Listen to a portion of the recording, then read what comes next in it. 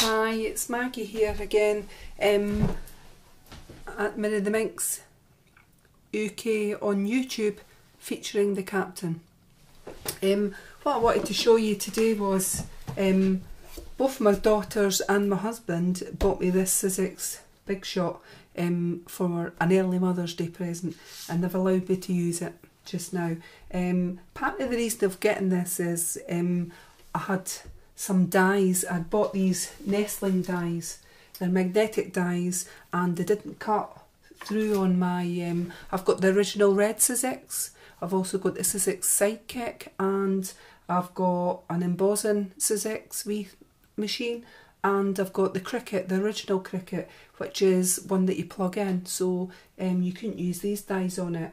But what I found was on the original Sizzix, it cut slightly through the paper on these magnetic dies, but it didn't go right through, and I found that this Sizzix machine is brilliant, and it means that I can use all my old dies from the original Sizzix, the red, on this too, if I wanted to. Now, as you can see, I've tried it out. It comes with the extended platform, and really for die cutting or embossing, you only need this. So you get platform, you get tab 1, tab 2, and you get this part of the platform, and it tells you on it that's for embossing. You would just lift these two up and don't use them. If you're using magnetic die, you would use all of them down, and if you were using thinlits, the thinlit dies, you would lift up tab 2 and just use it as tab 1 like that.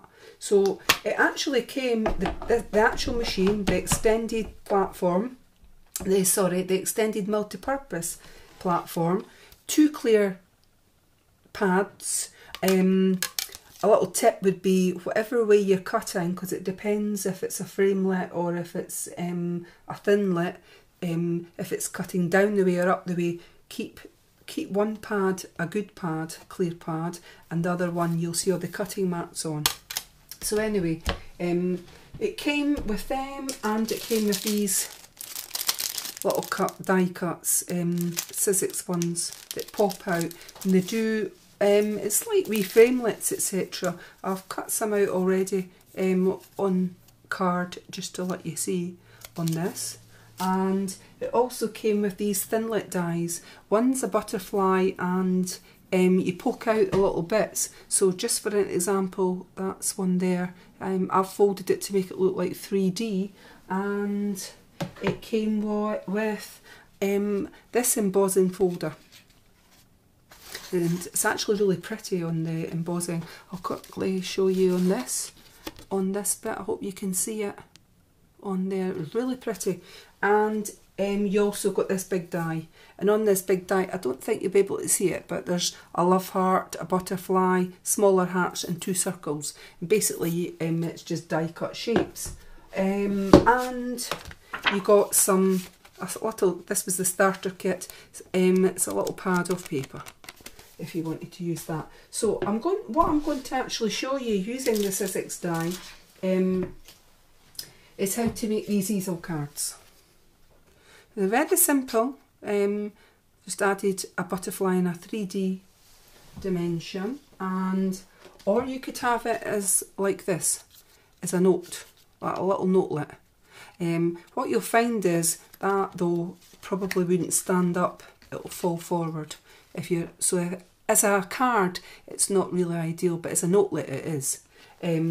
But if you do it as an easel card with the bottom part on it, then you've got something for it to stand up on, like that one. Yeah, and that's using this machine. I've used the embossing folder that came with the machine, the butterfly, but the magnetic dies didn't come with it. So these nesting dies is Bloom, and I bought them separate. They were $7.99 out of the range, I think it was, I bought them. But I know Hobbycraft and all the craft shops sell them. So I'm just going to quickly show you that. So what we're going to do is we're going to start off by using the nesting dies, and just a standard A6 card with your fold line on it. I'm going to take the largest one that I've got, and that you can feel the blade on them. So what I need to do is I want to make this flower shape the shape of my card. So I need it to double over.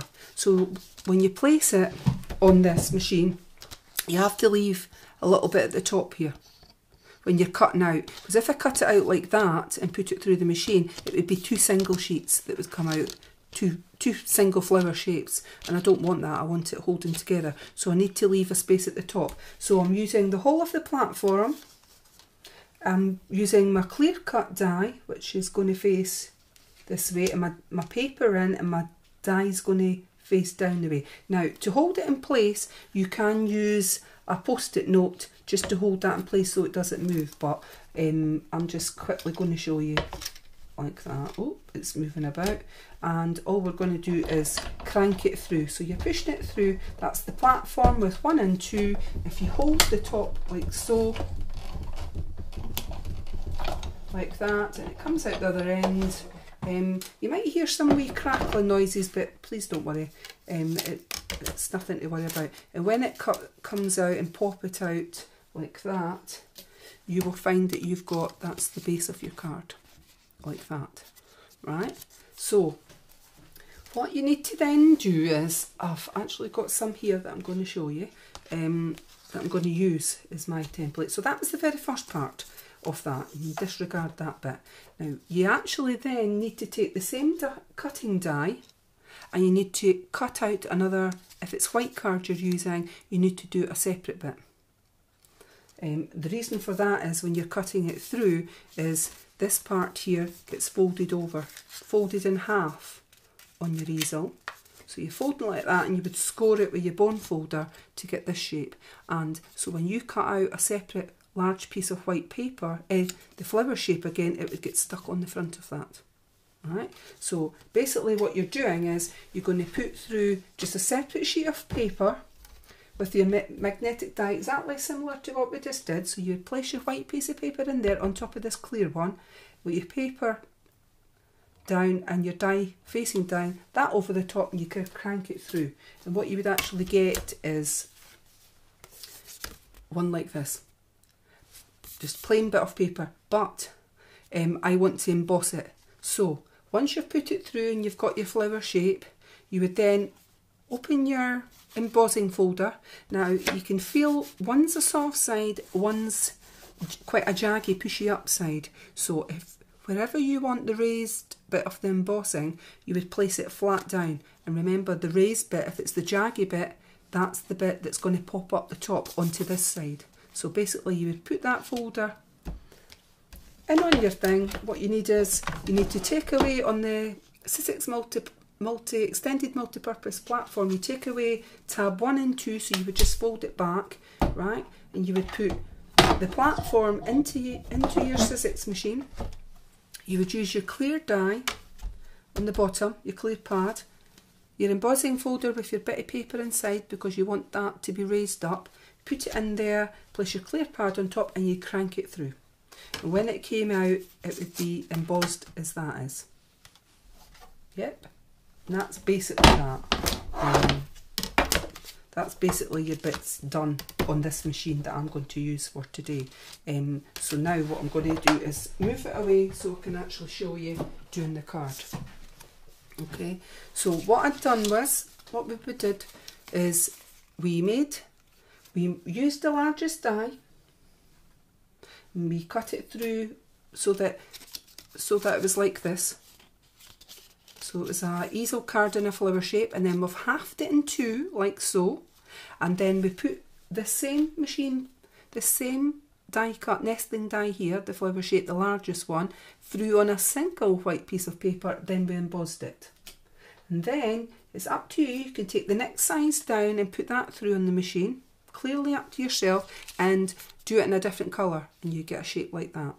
And I'm going to show you what we're going to do with that. So what I was thinking of doing was adding this one. It's not a different one there, sorry. Right. So what I've done is I've embossed this and I've inked the edges, and I've done purple. And I'm going to stick that to there to make an easel card. Now you only need to stick half the back, so I've put my tape along there. You can use wet glue or you can use double-sided, whatever suits your fancy. It really is your preference. And I'm just going to peel these bits off. And then I'm just going to line up, try and match up those bits of the card. Right, and so there you've got the shape of your easel card. Now if you had something heavy on the front, I hope you can see that, it would bob up. So what I'm going to do is I've cut the next size down, the second size in, and I've cut this out on pattern paper. And I'm actually going to just, I've put double-sided tape on the back. Now you could leave this bottom part clear here and put your sentiment in there, but me, I want to put in this, I'm going to put in this flower shape, just like so, because you could write on the bottom or on the back to the person it's for, etc., and it is really up to yourself. Now, the other idea I had was, I'm thinking of Easter for these ones with the butterflies, etc. And so I've stamped out sending you Easter wishes, and I've just cut it rectangle shape, inked the edges, and my idea was to use one of these clips, and I'm just going to clip it in like something like this. Right, so sending you Easter wishes, and you could put a bow or something in there. It really is up to yourself. But what I'm going to do is, on that Sizzix machine, there was a butterfly shape on here, and I've ran that through my machine with the platform, etc., and the butterfly came out like this. I poked out the little bits, quite easy to do, and I've added 3 pearls and I've folded in the butterfly to give it a 3D effect, and all I'm going to do is glue it to here like that. So I've got my hot glue gun on. Actually, you can use your hot glue gun if you want, but actually when I've embossed, I actually prefer to use wet glue. I used it for adding the beads, so I'm not going to use it on there. All I'm going to do is run a little bit over here on the butterfly. I think it's easier. The hot glue dries very quickly, so in case I want to manoeuvre this about on the card, I think wet glue's best. Now, as you can see, it'll take a few minutes to dry, and to keep that in place, you could just have it like that. It's actually pretty enough like that. Or you could tie some ribbon or add some buttons at the bottom. Just exactly what I did here. I've added some buttons on the bottom there like that, so it stands like that. And on the other one, I used some twine. Here it's here, I'll just show you. I used twine, and that holds it in place. You can add your sentiment to whoever, from whoever. That one actually stands okay, but I would tie something around it, or just a button, or a bit lace, ribbon, whatever. What I was going to quickly show you was, when you're doing, you can do all sorts of different easel cards. They don't have to be in that shape.